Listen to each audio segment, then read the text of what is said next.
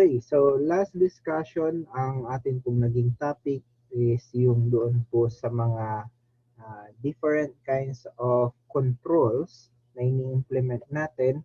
Depende kung ano ang time frame, kung kailan nangyari po ang or mangyayari ang tinatawag natin na risk. Okay, so some of the risks are the yung parang output ng isang pangyayari. Okay? And yung pangyayaring yun ay sometimes akala nung pinanggalingan or yung reason behind na tao or organization or any entity is okay lang. Okay? Dahil hindi niya nare-review yung kanyang mga trabaho or hindi niya alam na part pala yun ng trabaho niya. So sa step 3, ang atin pong magiging topic dito is we have to know if the persons, departments, or any entity that is involved in the problem encountered is knowledgeable doon sa nangyari na siya ang pinanggalingan ng problema. Okay, so we have to perform testing to know or to verify kung talagang hindi niya alam or dun nagkukulang ang ating mga controls.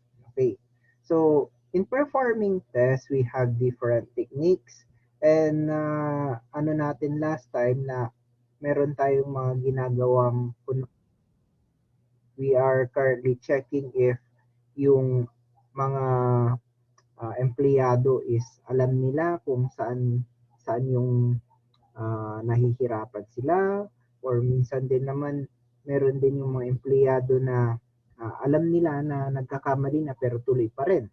Okay. So, dito na tayo sa sa performing test. Sa pag-perform ng test, we have different perspective in reviewing the controls in place for each entity. Okay. So, yung mga entity na yun, iba-iba po yun. Meron tayo the organization itself, the persons, and yung mga supporting documents. Okay. Umpisa na lang natin siguro doon sa reviewing of information systems organization. Okay. Sabi ko nga, pag sinabing system, hindi po yan computer agad. Sistema yan. So, maaaring yung ginagawang process ng mga tao doon sa kanilang trabaho, maaaring din naman, mga actions na ginagawa ng trabahador dahil yun yung alam niyang trabaho niya. Okay. So, every person involved in an organization has different duties and responsibilities. So dito, sa first part, yung reviewing of IS organization, we must know if the persons involved in this organization know their separation of duties. Okay. So magandang example natin dito siguro yung risk ng isang bank robber ng bangko. Yan. Siyempre yung bank robber yung kanyang inherent risk. Okay. So, paano ba nagkakaroon ng pagnanakaw sa bangko? Sabihin natin parang ma-action na eksena. Merong pumasok na mga armadong lalaki or armadong tao. Okay, masyado ako ang bias, lalaki babae. Okay, so may mga armado na pumasok doon sa bangko. Okay. Paano sila nakapasok? Yun yung unang rason. Yun yung unang problema. Kunwari, titignan natin, yung mga gwardiya ba, alam ba nila yung duties nila? Okay. Sila yung front line para mapigilan yung ganong klaseng pangyayari, di ba? Okay. So, kung mapapansin po natin, mostly ng mga gwardiya dapat nandun sa entrance. Kaso, eto na. Tingnan natin yung duties and responsibilities nila. Yung mga gwardiya na yan, meron silang mga let's say, yung ranking or hierarchy. Merong gwardiya na nasa loob, okay? Meron siyang supervisor doon, okay? Yung supervisor na yon, siya ang magsasabi doon sa gwardiya na nasa loob na, okay, mag-rowing ka, tignan mo kung sino yung mga suspicious looking na nandito sa loob ng ating premises. So, at saka sabihan mo rin yung nandoon sa pinto na wag mo nang magpapasok kasi medyo marami na tayo dito sa loob. Okay. Tapos, um, mapapansin din po natin na yung mga gwardiya na yun, meron silang partner or meron ding isang kasama nila na iba rin yung ginagawa. Sa isang bangko, required po na at least meron tayong tatlong gwardiya. Okay? Nasa loob, nasa pinto, at nasa parking lot. Pero anong nangyayari? Merong gwardiya pero iisa. Okay? Kasi yung supervisor, wala. Okay? Inutos niya lang na, sige, ikaw munang naka-duty ngayon. Tapos mamayang ganitong oras, si ganito naman, mag-duty. Tapos palit ulit kayo. Okay? Kaso nga lang, ikaw, hindi mo alam kung anong gugwardyahan mo. Diba? Kung ikaw yung gwardya. Tapos merong magpa-parking. Aalis ka doon sa pwesto mo, doon sa harap ng pinto para i-assist yung nagpa-parking. Tingin mo ba yung ganong klaseng action is um, safe? Okay, that is very risky. Okay? Ang mangyayari dyan is that iniwan mo yung pwesto mo doon, maaaring salisihan ka, may makapasok na masamang loob doon sa bangko, maaaring distraction lang pala yung pagpapark ng kotse para i-assist mo siya at hindi nila mabantayan kung sino yung papasok. Maaaring, let's say, yung ano din, yung supervisor din is uh, hindi rin niya alam kung meron pala ganun na dapat tatlo yung gwardiya na nandun sa bangko. Okay? So, dito, sa pag-review ng IS organization, meron tayong mga tinatawag na authorization. Pwede lang gumalaw ang isang bagay or isang tao or person kapag meron siyang authorization coming from other people. Okay? So, kapag sinabi ng supervisor na, oh sige, palit muna kayo ng pwesto, ikaw dito sa loob, siya naman nasa labas. Okay. Meron din naman yung instances kung hindi man gwardiya yung pinag-uusapan natin, like kunwari approval of document. Print doon sa computer ng isang authorized person yung isang document na kailangan daw papirmahan or ipa-approve. Okay? Tapos, yung secretary niya, ang pumirma na rin kasi wala daw yung dapat na pipirma doon. Tingin nyo ba that is safe? Okay, hindi yun safe. Kasi what if hindi lang yun yung pinirmahan niya? Or kung inauthorize man siya doon, sino ang magiging liable doon sa magiging problema later on? So, kaya nga meron tayong inimbento na organizational chart para malaman kung sino ang authorized person, sino ang or ano ang kanyang pwede niyang gawin, ano ang limitations ng kanyang duties. Yan. Hindi porke nasa isang department ka, nakasama mo yung mag-approve ng document na yan, pwede mo na rin approvean yung document na yan dahil ka-department mo daw siya. Hindi. Okay. So, we have to perform testing sa isang organization if they know the separation of duties. Okay? So, minsan, as an auditor, magkakaroon po tayo ng tinatawag na yung random checking. Okay? So, kapag nag-randomize ka, biglaan, hindi alam na inoobserbahan na pala siya, doon mo lang makikita ang uh, yung totoong status ng control na nai-implement. Nai-implement ba ito or hindi? Mga ganun, di ba? So, ito na lang, pwede nating i-relate din to sa sa mga estudyante. Okay? Magda-drop or mag-change ng subject daw. Okay? Pag nag-drop at nag-change ng subject, kailangan may approval from different persons. Pero what if wala? Yung organization na nag-manage nun, hindi nila alam or basta na lang sila nag-a-assign ng iba't ibang tao na, oh, pwede mong pirmahan yan. Okay, what if yung pumipirma ay barkada yung isa? So, sige, change na lang natin. Okay. Pero palabasin natin na nag-enroll ka para pag may refund, hati tayo. So, wala, problema na yon. Okay.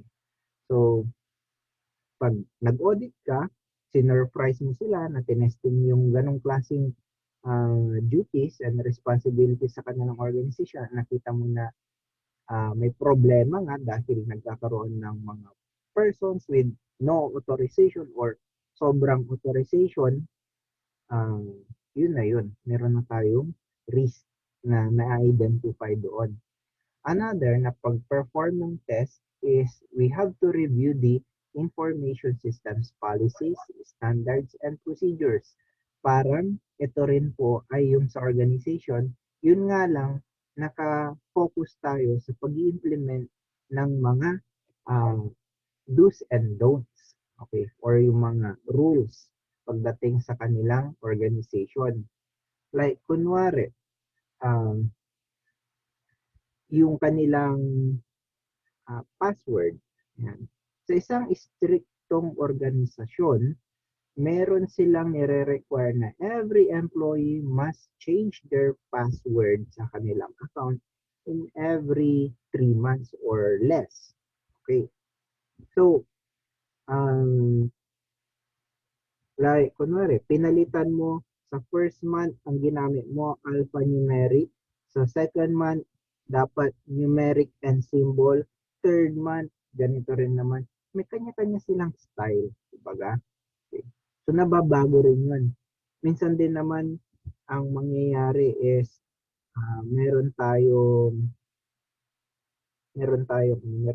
rules, and then later on, nabago siya dahil may na-encounter uh, na problema. Okay? Ito na-encounter ng ano to eh, ng di ba, yung first na na sumikat ang Mang Inasal. Okay? Paano ba malalaman ng service crew um, kung yung customer ay nag-avail ng only rice at hindi? Okay. Ang mangyayari, kailangan niyang tanungin. Okay. Noon to noon. Kailangan niyang tanungin. Patingin ng resibo niyo, sir. Okay, only rice. Sige, bibigyan kita ng rice.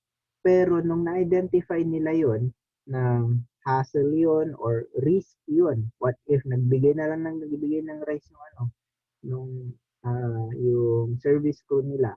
Ang ginawa nila, they provided another kind of plate na magse-separate doon sa only rice sa single rice.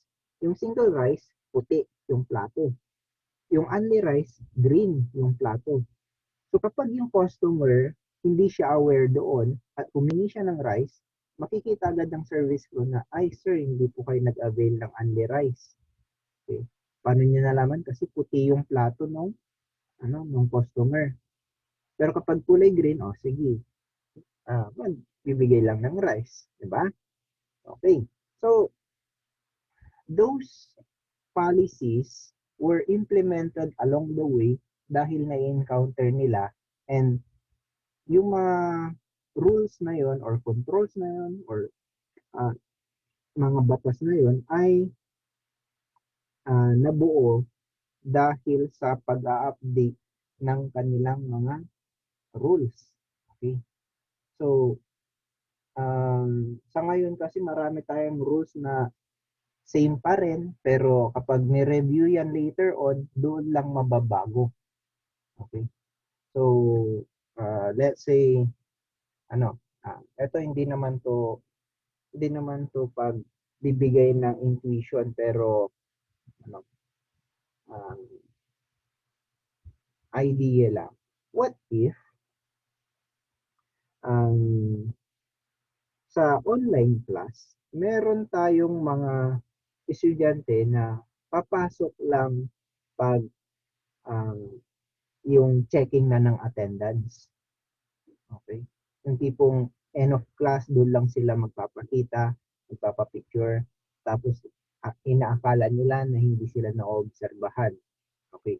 Si instructor, may mga way siya na na-update lagi kapag nakaka-encounter siya ng ganung klaseng problema. O, nandito tong estudyanteng to, pero may natutunan ba siya? Ayan. So, sometimes si instructor gumagawa siya ng mga activity logs. Okay? Or chine-check niya yung activity logs kung anong oras ba pumasok yung estudyante, anong oras siya umalis, anong oras siya bumalik, active ba yung estudyanteng yan. Okay? Maaaring gumawa rin siya ng paraan para mabago rin yung delivery niya ng mga instructional materials. Just like kunwari sa Google Form, very prone yun for cheating, diba?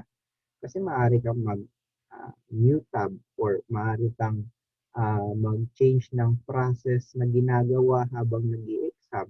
Magre-research ka habang nag-i-exam ka. Okay? So si instructor, i-update niya yung kanyang policy. Siguro magpapa-exam ako using Canvas. Okay? Sa Canvas kasi makikita doon kung uh, meron kang ginagawang iba bukod doon sa exam. Tapos kung nagpalit ka ng answer, nandun din. Anong pinalit mong answer, anong binalik mong answer, nandun din. Pati na rin yung pag-change ng ng tinitignan na window. Kunwari nag-exam ka tapos uh, pinaliit mo muna tapos nag-research ka and then binalikan mo yung exam, nandun din kung ano yung ginawa mo. Okay. So with that, nababago po yung policy, yung standards and procedure ng instructor dahil ina-update niya po ito lagi. Okay?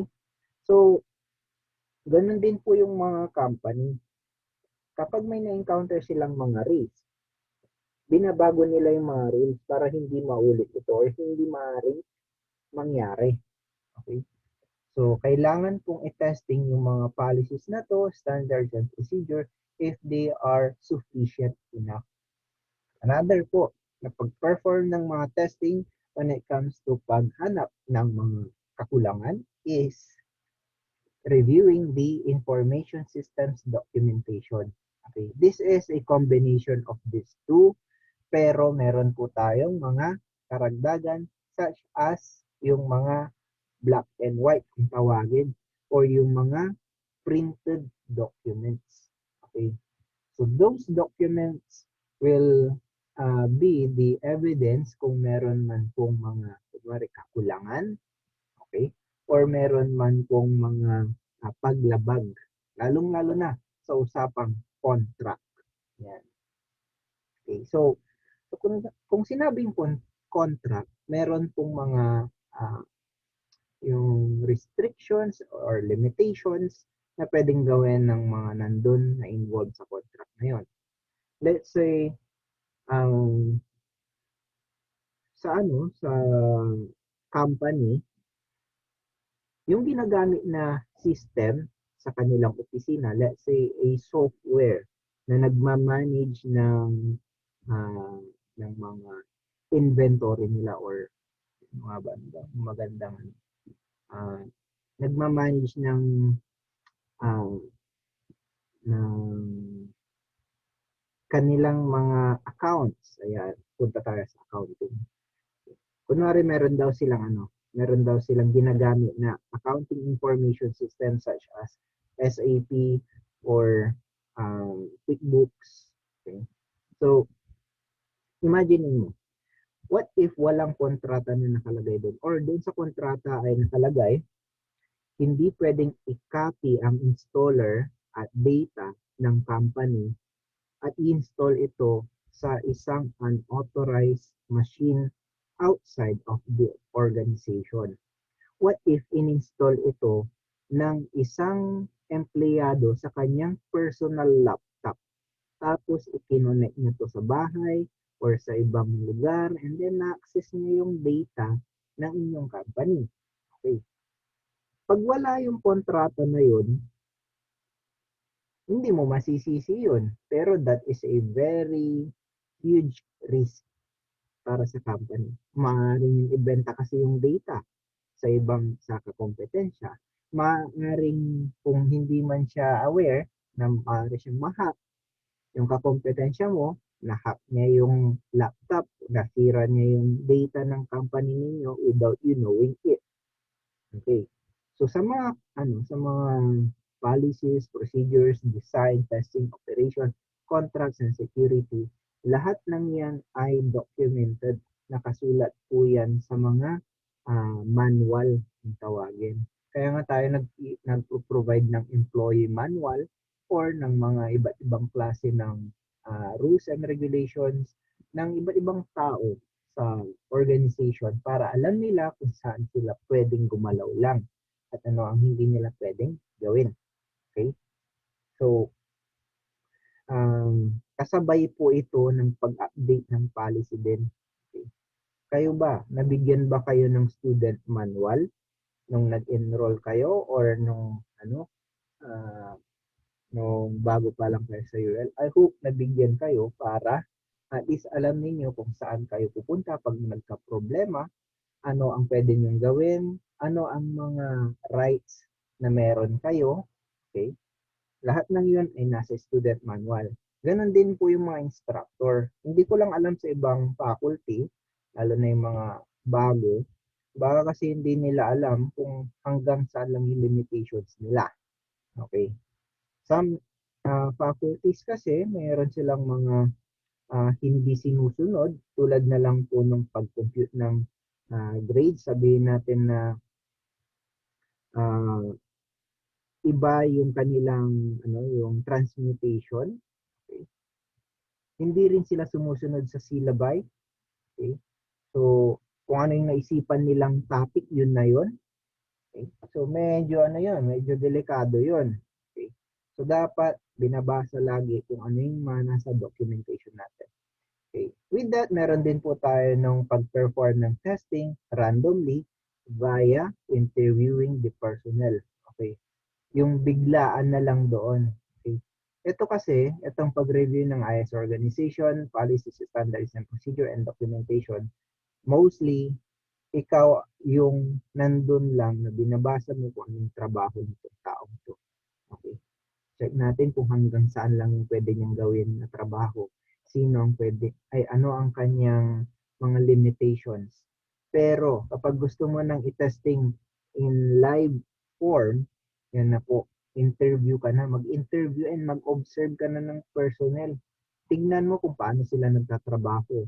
Okay, sumusunod ba sila doon sa documentation, doon sa kanilang mga duties, sa mga policies ng company, tama ba lahat ng sakto ba? Or meron silang mga kakulangan minsan? Tulad na lang ng mga nasa food industry. Meron tayong tinatawag na mga food servers, meron ding mga cleaners, meron ding mga yung nasa kitchen, yung preparation ng foods. Meron ding nasa cashier. Meron ding nasa drive-thru. Okay. What if yung nagsiserve ng food at naglilinis ng table ay iisa? Okay. Hindi niya alam, basta empleyado lang siya. Nakita niya na merong kalat doon sa table. Okay. After niyang sinerve yung food, nilinisan yung table, bumalik siya sa pagsiserve ng food. Is that okay? No, that's not okay. Kasi what if hindi malinis yung kamay mo tapos nag-serve ka ng food sa sa isang customer or nag-mop ka ng floor, nagtapon ka ng basura, okay? Yung garbage bag itinali mo pa. Okay? Tapos balik ka doon sa pagse-serve ng food. Worst pa is what if ikaw yung nag-prepare ng food, ikaw yung nagluluto. Okay? Or ikaw yung cashier Naghawak ka ng pera, tapos ikaw magluluto, ikaw din magsiserve, ikaw din maglilinis ng pinagkainan, yung mga basura, ikaw din magtatapon. Okay? Kung ganun, kung ganun ang naobserbahan ng auditor, bagsak na agad yun sa health protocols. Okay? Kung health protocols ang kanyang ino-audit. Okay? Maaari din namang ang ino-audit niya, kunwari hindi operations, financial naman tayo. What if sa financial, in-audit niya, tinignan niya yung mga notes doon sa FS. Tapos napansin niya, the same yung note ng FS last year, tapos ngayong year. Okay? Sinong gumawa nito? Sabi ng auditor. Ay, ako po sir, bali naging basihan ko lang po yung ginawa ko rin last year. Ganiman. Yung mga notes po kasi doon, depende po kung ano yung nandun sa FS. Okay? Baka po kasi mamaya, copy and paste na lahat, binago mo lang, baala na yung ano, basta nag-balance. Yun eh. May mga katamaran minsan yung mga personal natin, hindi nila alam na, kailangan bang baguhin? Kailangan bang ano? Kaya sumasakit yung ulo ng mga auditor.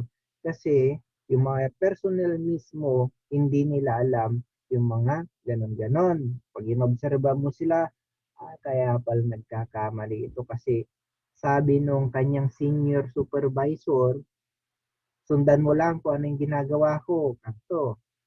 Okay, doon po nagkakaroon ng risk madalas. Okay, so these are all just data gathering when it comes to paghanap ng mali. Bukod po doon sa mga controls na pinag-usapan natin last time. So sa paghanap ng mali, meron po tayong mga terminologies na kailangang tandaan. Unang-una, syempre, kapag naghahanap ka ng mali, kailangan mo ng tinatawag na evidence. Okay. Evidence is, sabi dyan, audit findings must be based on sufficient and reliable evidence and appropriate interpretation of the evidence. Okay. Kunwari, yun na nga, yung FS na copy and paste lang, tapos binago lang yung mga amount, other details, the same na the same. Okay. So, yun na eh. Enough na yun na evidence na hindi man lang na-prepare ng mabuti yung FS. Hindi unique yung FS. Pagdating naman sa operations din, pwede ka namang magkaroon ng evidence na mali yung ginagawa ng empleyado dahil merong CCTV footage. Okay. Pagdating naman sa mga information systems, may evidence ka naman na si empleyadong ganito, ginamit niya yung account niya para i-approve daw ang isang order na um, na hindi naman dumaan sa tamang proseso. Ayan. May activity log ka noon na ginawa niya yan. That is an evidence na. Okay? Ano pa ba? Meron din tayo nung pwedeng maging ebidensya pagdating sa kunwari ibinigay ng isang empleyado yung account niya doon sa secretary niya kasi absent siya. Okay? Kaya ang lumabas na transaction ay nakapangalan doon sa absent na tao. Okay? Evidence na agad yun na merong anomalya na nangyayari. Okay? So another din naman po na na kailangan natin pagtuunan ng pansin is the documentation. The audit work and audit evidence to support conclusions must be fully documented. Hindi po assumptions lagi. Okay? May documentation. Kunwari, audit evidence. Itong taong to, nag-time out na tapos bumalik ng opisina ng alas 7 ng gabi para mag-login at i-process ang isang transaction na walang nagsusupervise sa kanya. Okay? Or naglabas siya ng inventory without the approval of certain person. Okay? Documentation yun.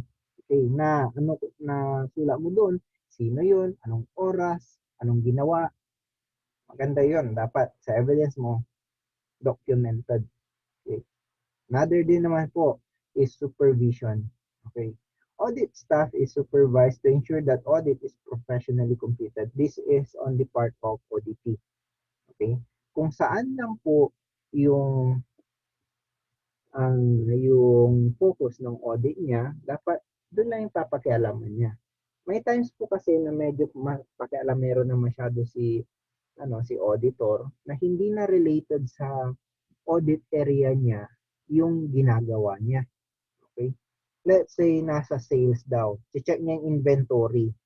Dahil nakukulangan daw. Tapos pumunta na siya sa warehouse.